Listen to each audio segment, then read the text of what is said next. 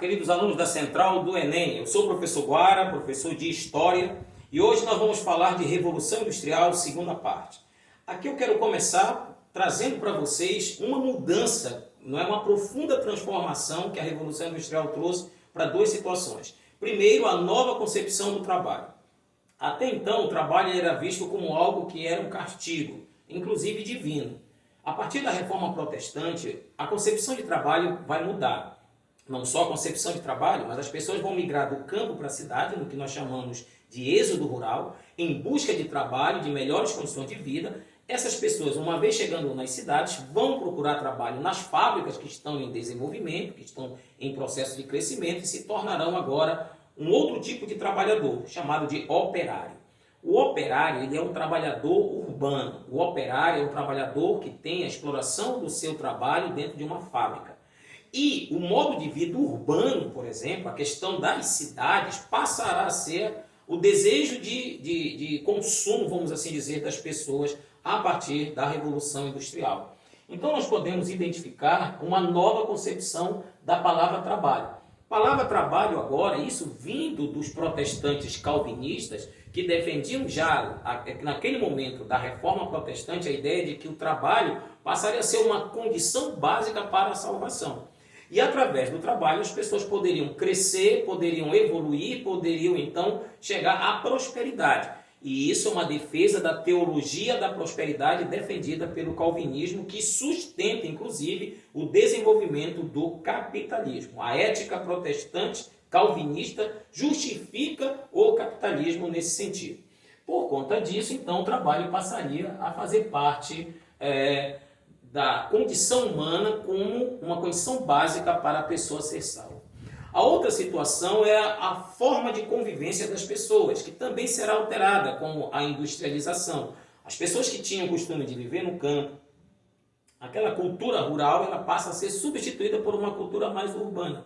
E o trabalhador que lá no campo era basicamente o homem que produzia na lavoura, agora as fábricas vão contratar não somente homens, mas vão contratar mulheres. Aí você tem o surgimento da exploração do trabalho feminino, e o trabalho infantil também passa a ser explorado dentro desse novo modelo de relação de trabalho.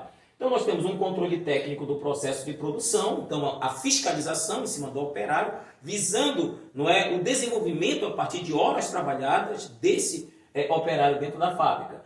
Esse operário passaria a ter um fenômeno que iria atingi-lo. Passaria a ser uma pessoa alienada e uma pessoa autômata. Não é? Uma espécie de robotizado. Por quê? O alienado não significa que ele está por fora de alguma coisa.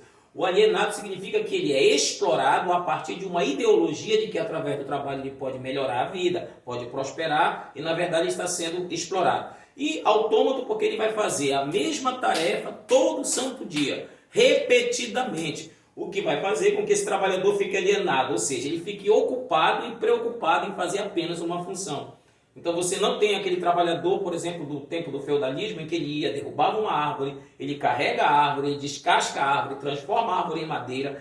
Dessa madeira ele pode usar para fazer lenha, ele pode usar essa madeira para fazer um móvel, ele produz o móvel artesanalmente, leva esse móvel para a feira lá na vila, vende o móvel, compra o sal, a carne, o peixe, retorna para sua casa. Veja que todos os processos de produção é feito por uma pessoa. A partir daqui não. Cada pessoa será responsável por fazer uma parte do todo. Então alguém fica responsável apenas por apertar parafuso, outro apenas por colocar o botão, outro para estender. E aí você tem aquele que faz o estoque, ele que vai deslocar, vai transportar, chega lá no final, alguém vai vender e alguém será o consumidor desse produto. Então nós temos as etapas de produção, tá certo? E nesse aspecto nós temos o trabalho feminino e o trabalho infantil. Era uma opção de barateamento do custo da produção.